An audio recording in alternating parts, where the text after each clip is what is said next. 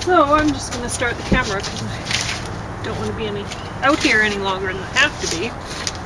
I'm continuing to talk about this,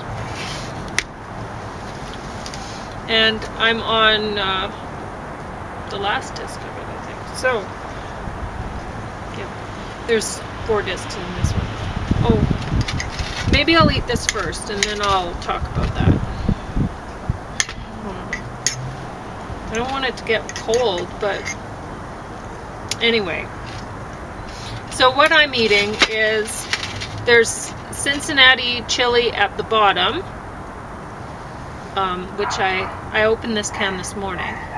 See, they just went out.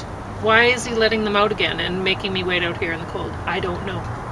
Anyway, I have a bit of a headache. What was I going to say?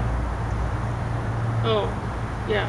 This morning I had that much of this Cincinnati chili, and so now I'm having the rest. I put the spaghetti in, and I saved the spaghetti for James because I knew he'd want spaghetti.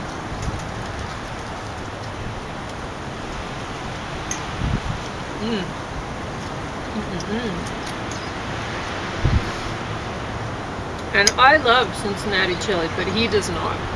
He doesn't like it at all. I make mine with lentils. Sometimes I put shiitake mushrooms ground up in there, but I actually prefer it just this way.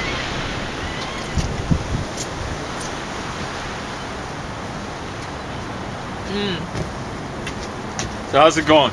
Fine. Good.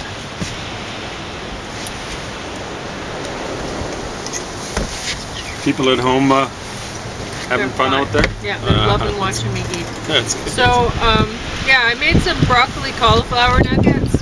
Well, I didn't make them now. I just fried them up in the cast iron pan. I made them, I don't know when. I didn't look at the label on the bag. Just enough to look that they were broccoli cauliflower nuggets. That's it. So, because I thought they were kale, but apparently not.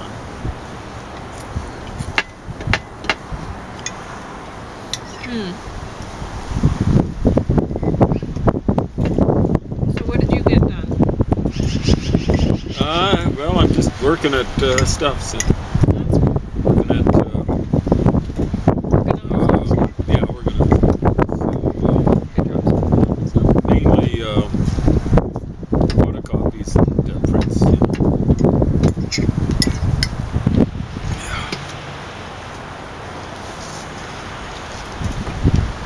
So,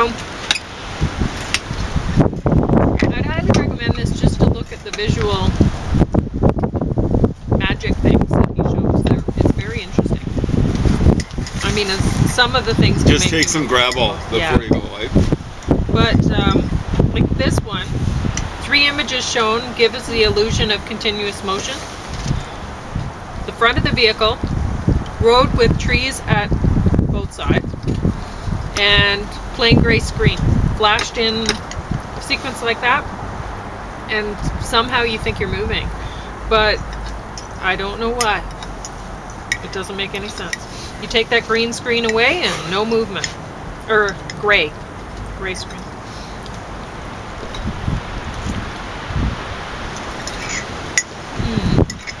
Pretty tasty. Well, for me, because I'm eating Cincinnati chili and I like it, but you don't. Cincinnati. Yeah, well, I think that's what it's called. I like it. This is a song, I think it's written by Martin Tielli, or maybe he's covering a David Bowie thing. James, Are you with me, chili. Cincinnati? Are you ready to rock? It's being a rocking place, but this is good. I like it when people work against the stereotype. It was a rocking place in the 70s. I think they won 3 World Series in the 1970s, at least 2, maybe 4, but I think it was 3. And it's Sparky Anderson, a rockin' dude, if ever there was one, was the manager for that team. Great little fella. He's a pretty sharp individual. Knew how to manage a team. Sparky. That's a great name. I'm telling you, if we ever got a dog with kind of reddish hair, that's what I want to call him, Sparky Anderson. 'Cause as I recall, Sparky Anderson is a sweet little guy. He's kind of like a Jack Russell Terrier. Yeah. Red hair, I think he had. Anyway, the gray image flashes for only milliseconds, but it blocks out our memory of the other two pictures, I guess, and somehow it works. This lecture really isn't for people who get motion sickness. The castle color illusion worked for me really well. Shows you a castle. It's just in the opposite. What do you call that again? The negative. So he shows you this in the negative, and then he says now it's going to be full color, and it is, but it isn't.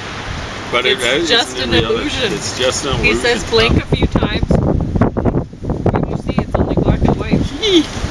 I don't know. It's wild. Yeah. And then the paper dragon illusion. The closest thing is actually what seems furthest away, and that's why you perceive the dragon as moving, even though it doesn't move at all. It's really interesting. So you can look that up, paper dragon illusion. Google it. It's a common thing, I guess, to try to figure that out. Yeah. Our own emotional state influences the world we perceive around us. Contrast sensitivity is influenced by emotional perception. Fear is contagious. When we see a fear face, we expect there's something scary nearby. That's one of the things in sports. I think a good coach sometimes just doesn't scare people. So what they say in hockey, when they get down 3-1 in a best-of-7 series, they can't afford to lose anymore. Got to win 3 in a row. It's tough to do.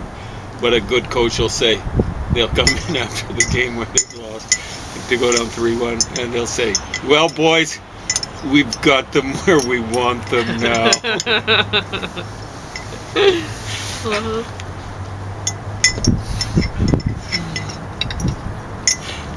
And I guess the pep talk works.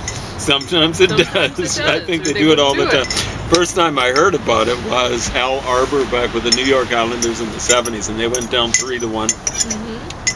And Al Arbor used that on them, and it worked there. But I think it had been used before. I don't know. It happens very rarely that teams come back at that kind of deficit.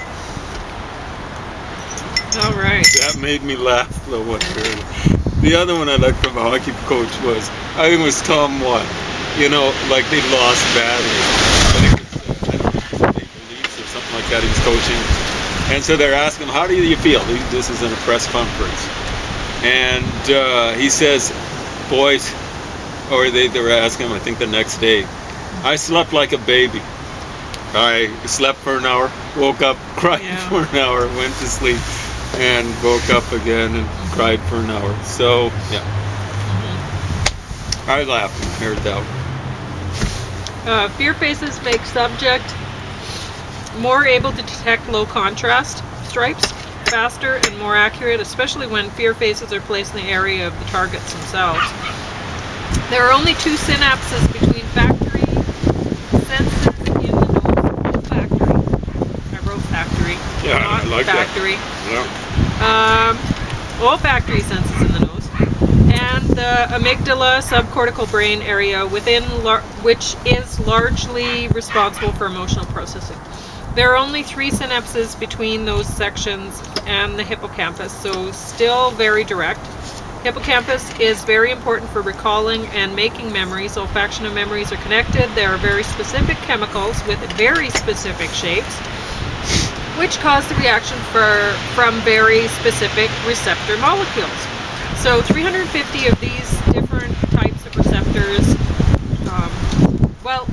we have different, we talked about that earlier. So I don't have the same ones that James has, and he doesn't have the same ones that I have. But, I mean, there's some that I have that he has. Probably most of them.